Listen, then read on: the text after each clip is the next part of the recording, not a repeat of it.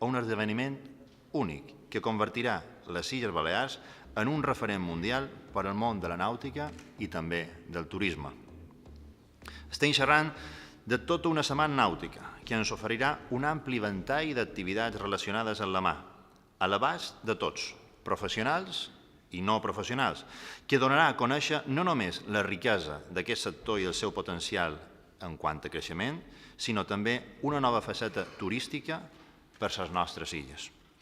Perquè la Setmana Nàutica de Palma no només serà un aparador extraordinari per promocionar el consum de la nàutica recreativa i esportiva en qualsevol dels seus vessants, sinó que també serà una porta per a la promoció de les nostres illes i en especial de Palma, com a destí nàutic per excel·lència dotat amb la major xarxa de serveis tècnics i comercials de tot el Mediterrani.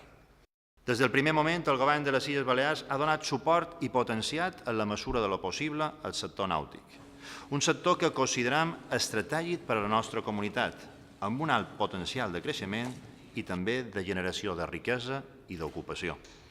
A més, el sector de la mar genera un volum de negoci de gairebé 800 milions d'euros,